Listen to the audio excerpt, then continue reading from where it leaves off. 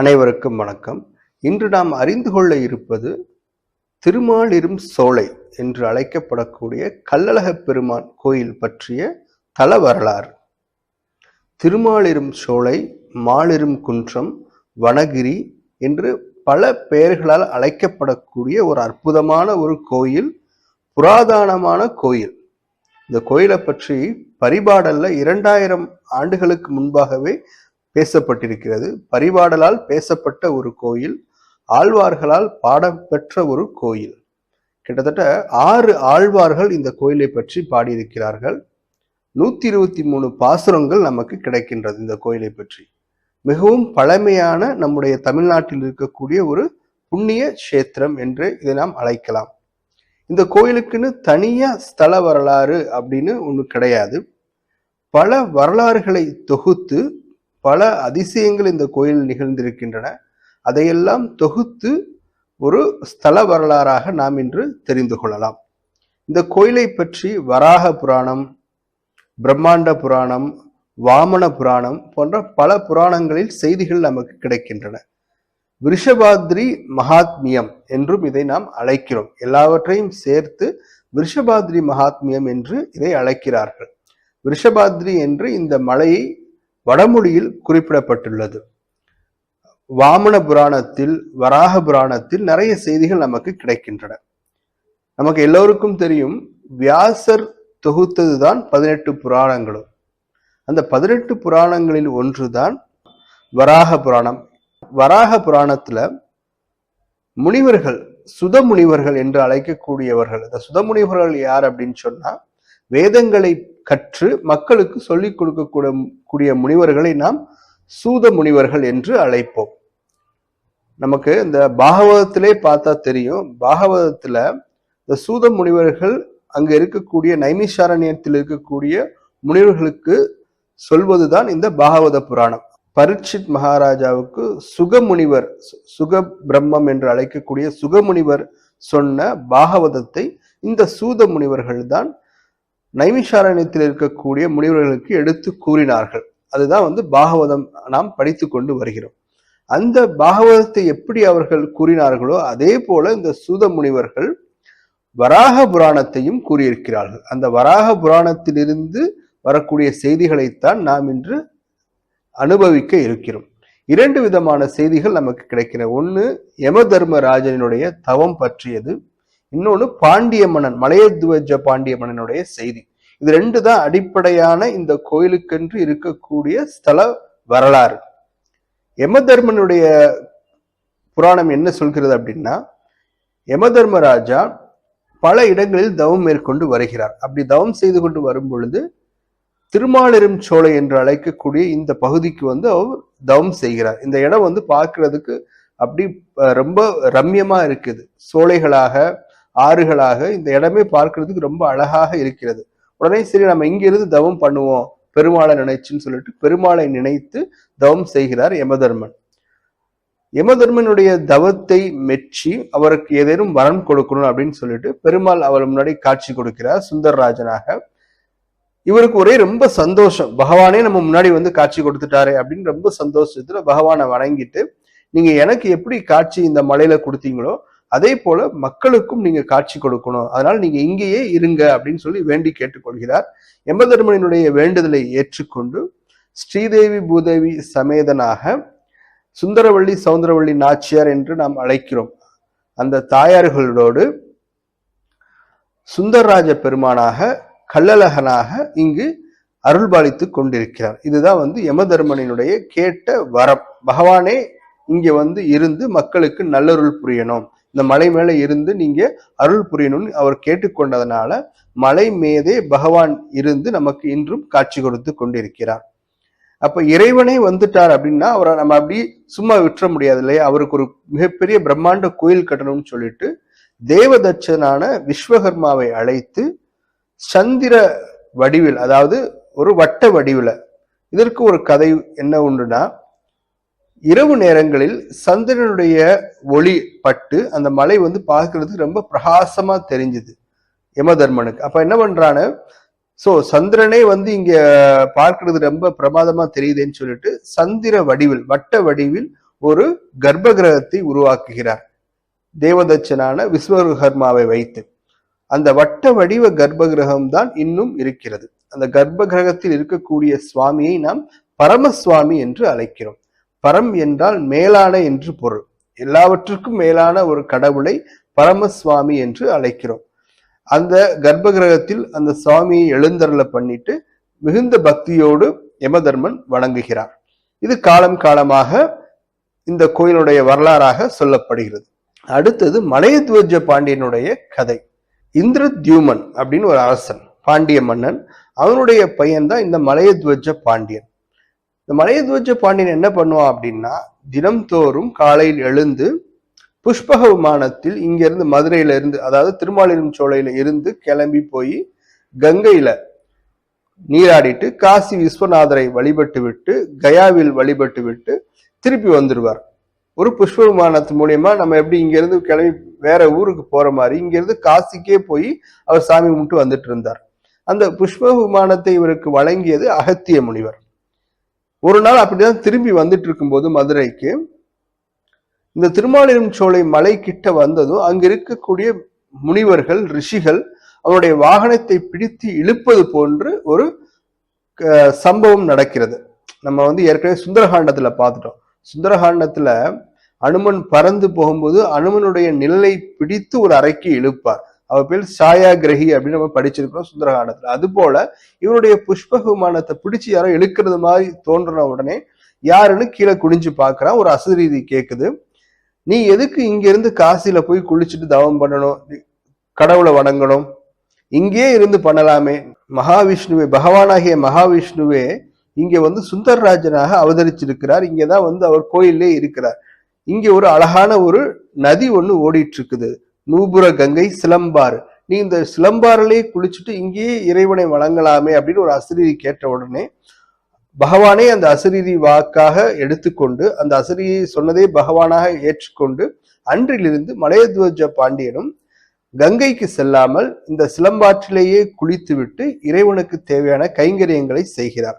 அந்த மலையத்வஜ பாண்டியன் தான் இந்த கோயிலை பிற்காலத்தில் புனரமைச்சு ரொம்ப சிறப்பாக கெட்டி கொடுக்கிறார். இது மலையத்வஜ பாண்டியனுடைய கதை. இப்ப சிலம்பாறு நம்ம சொன்னோம் இல்லையா, நூபுர கங்கை. இது எப்படி வந்ததுன்னா, வாமன புராணத்தில் வாமன அவதாரம் எடுக்கும் போது பகவான் என்ன பண்றாருன்னா 3 அடி மண் கேட்கிறார் மகாபலி சக்கரவர்த்திட்ட. 3 அடி மண் கேட்கும் பொழுது 3 அடி வைக்கணும் இல்லையா. முதல் அடியை வச்சு பூலோகத்தை அளந்துடுறார், 2வது அடியை மேல் லோகத்தை எல்லாத்தையும் அளந்துடுறார். 3வது அடியை எங்க வைக்கன்னு கேட்கும் போது மகாபலி சக்கரவர்த்தி தன்னுடைய தலையை காட்டுகிறார், தலையில வைக்கிறார் இல்லையா.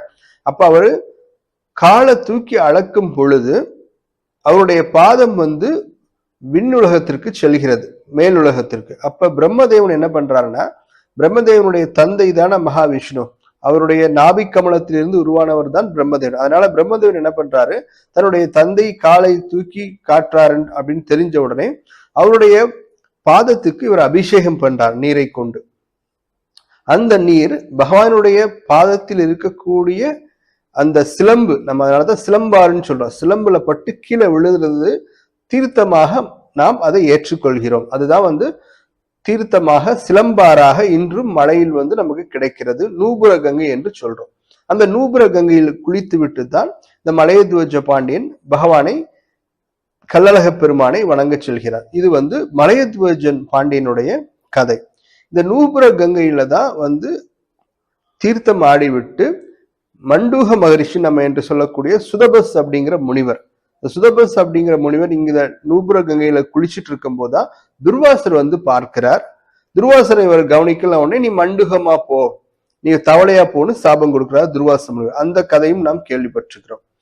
இதுல என்ன ஒரு விஷயம்னா, நூபுர கங்கையில குளிச்சுட்டு இருக்கும் போது சாபம் கொடுக்கிறார் துர்வாசர். சாபம் பெற்ற இடம் கள்ளழகர் கோயில்.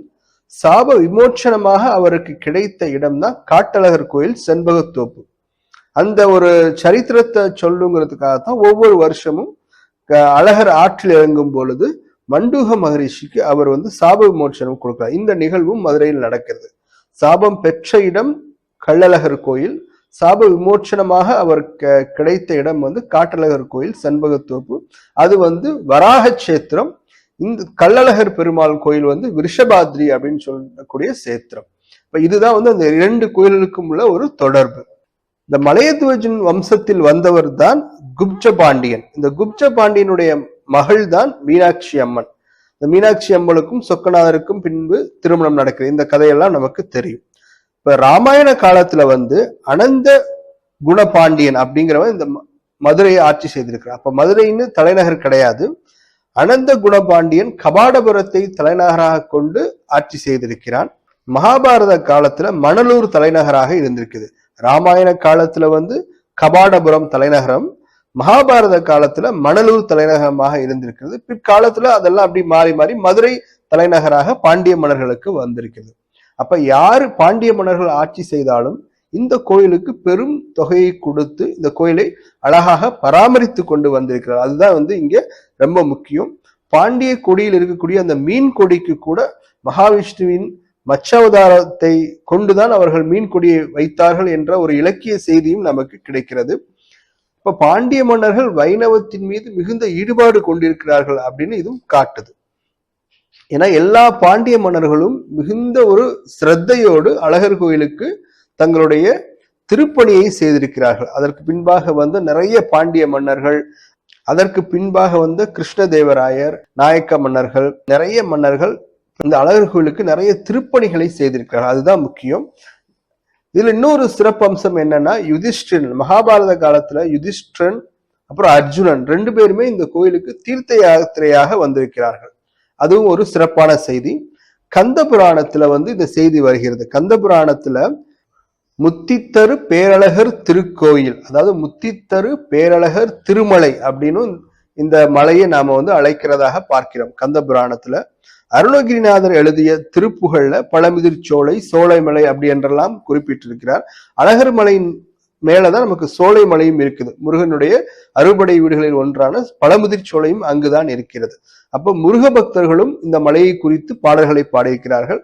அழகரை குறித்து நிறைய பாடல்கள் வந்திருக்கிறார். அழகர் அந்தாதி, அழகரை பற்றிய ஒரு பிள்ளை தமிழ் எல்லாமே வந்து நமக்கும் கிடைக்கிறது, இன்றும் கிடைக்கிறது. இன்னும் ஒரு அற்புதமான செய்தி என்னன்னா, பலருக்கு அழகர் மலையை சுற்றி இருக்கக்கூடிய பல சமூகங்களுக்கு அழகர் இன்று குலதெய்வமாக இருக்கிறார். நம்ம ஏற்கனவே பார்த்தோம், கள்ளழகர் என்ற பெயர் வந்ததுக்கு காரணமே அங்க இருக்கு பெருவாரியாக இருக்கக்கூடிய கள்ளர் சமூகத்தின் பழக்க வழக்கங்களை அழகர் ஏற்றுக்கொண்டதனால் கள்ளர் சமூகத்தை சார்ந்த பல மக்களுக்கு இவர் குலதெய்வமாக இருக்கிறார்.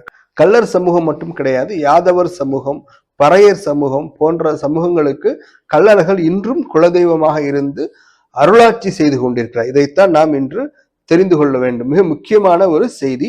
பொதுவாகவே பெருமாள் வந்து குலதெய்வமா இருக்க மாட்டார்னு சொல்லுவாங்க. ஆனா அழகர் வந்து பல சமுதாயங்களுக்கு குலதெய்வமாக இருக்கிறார்.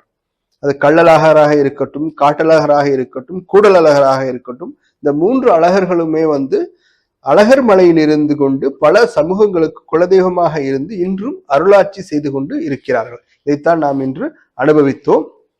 திருமாலிரும் சோலை என்றேன், எந்தன் திருமால் வந்து என் நெஞ்சு நிறைய புகுந்தான் என்று திருமாலிரும் சோலையை பற்றி நம்மாழ்வார் பேசுகிறார். கிளரொளி இளமை கெடுவதன் முன்னம் வளரொளி மாயோன் மருவிய கோயில் வளரிளம் பொழில் சேர் மாலிரும் சோலை என்றும் நம்மாழ்வார் பாடுகிறார். அந்த அளவிற்கு மிக அற்புதமான ஒரு மலை. பழம் காலம் தொட்டு, இது ஏதோ இன்னைக்கு நேற்று உருவான கோயில் கிடையாது. பரிபாடல் நம்ம ஏற்கனவே பார்த்தோம். பரிபாடல் காலம் தொட்டு 2000 ஆண்டுகளுக்கு முன்பாகவே இருந்து இந்த கோயில் இருக்கிறது. பல பாண்டிய மன்னர்கள் தங்களுடைய படைகளை இந்த கோயிலில் தங்க வைத்திருக்கிறார்கள். அதுதான் மிகச் சிறப்பு. தங்களுடைய படைகளை பாதுகாப்பதற்கும் மக்களை பாதுகாப்பதற்கும் இந்த கோயிலை அவர்கள் பயன்படுத்தி இருக்கிறார்கள். அதற்காக இந்த கோயிலுக்கு பல மானியங்களை, பல கிராமங்களை, கிருஷ்ணதேவராஜ் ஆட்சி காலத்திலேயுமே வந்து ஒரு சில கிராமங்களை அவர் கொடுத்திருக்கிறார் இந்த கோயிலுக்காக. முகமதியர்களின் காலத்திலும் கூட ஒரு சில முகமதியர்கள் இந்த கோயிலை பாதுகாத்திருக்கிறார்கள். இப்படி பல ஆட்சி காலங்கள், பல இலக்கிய ஆதாரங்கள், பல மக்களின் தொடர்பு, இதெல்லாம் நம்ம பார்க்கும் பொழுது இந்த கோயில் மிகவும் பழமையான கோயில். குறிப்பாக நம்முடைய தென் தமிழகத்தில் இருக்கக்கூடிய மிக பழமையான ஒரு வைணவ திருக்கோயில். எல்லோரும் இந்த கோயிலை பற்றி நாம் கண்டிப்பாக தெரிந்து கொள்ள வேண்டும். நூபுரகங்கை ஆற்றிற்கு இஷ்ட சித்தி என்ற பெயரும் உண்டு. அதாவது இதற்கு ஒரு உதாரணம் சிலப்பதிகாரத்திலிருந்து நமக்கு கிடைக்கிறது. கண்ணகியும் கோவலனும் இளங்கோவடிகளும் மதுரை நகருக்கு வராங்க. அப்போ மதுரை நகரில் இருந்து ஸ்ரீரங்கம் செல்வதற்காக செல்லக்கூடிய அந்தனர் ஒருவர் இந்த 3 பேரையும் பார்க்கிறாரு. நீங்க 3 பேர் இப்படி போனீங்கன்னா இங்க திருமாலிரும் சோலை அப்படிங்கிற ஒரு மலை வரும், அங்க அழகரை தரிசிக்கலாம், அங்க இஷ்ட சித்தி என்ற ஒரு நதி ஓடிக்கொண்டிருக்கும், அங்கு நீங்க ஸ்நானம் செய்தீர்கள் குளித்தீர்கள் என்று சொன்னால் நீங்க வேண்டிய வரமெல்லாம் கிடைக்கும் அப்படின்னு சொன்னதாக சிலப்பதிகாரத்திலும் நமக்கு ஒரு செய்தி இந்த திருக்கோயிலை பற்றி கிடைக்கிறது. இன்னொரு மிக முக்கியமான செய்தி, பெரியாழ்வாருக்கு அருளாசி புரிந்ததும் இந்த அழகர் தான். நம்ம பழைய நம்முடைய வீடியோலையும் பார்த்தோம். ஆண்டாள் நாச்சியார் பகவானை கணவனாக வேண்டும் என்று வேண்டிக் கொண்டு அக்கார அடிசல் சமர்ப்பிக்கிறேன் என்று வேண்டிக் கொண்ட கோயிலும் இந்த அற்புதமான கோயில் தான். நாறு நறும்பொழில் சோலை மாலிரன் நம்பிக்கை நான் 100 தடா வெண்ணெய் நேர்ந்து வைத்தேன் என்ற பாடலும் இந்த கோயில் தான் அவர் பாடியிருக்கிறார். பெரியாழ்வாரும் இந்த கோயிலுக்கு பாடியிருக்கிறார், மங்களாசாசனம் செய்திருக்கிறார். அப்ப பல ஆழ்வார்களாலும் அடியவர்களாலும் ரிஷிகளாலும் முனிவர்களாலும் மன்னர்களாலும் பலரால் கொண்டாடப்பட்ட ஒரு அற்புதமான திருக்கோயில். நாமும் சென்று அந்த மலையழகனை வேண்டி, கலையழகனை வேண்டி, காட்டழகனை வேண்டி, கல்லழகனை வேண்டி நம்முடைய வாழ்வு வெற்றி பெற வளம் பெற வேண்டிக் கொள்வோமாக. நன்றி, வணக்கம்.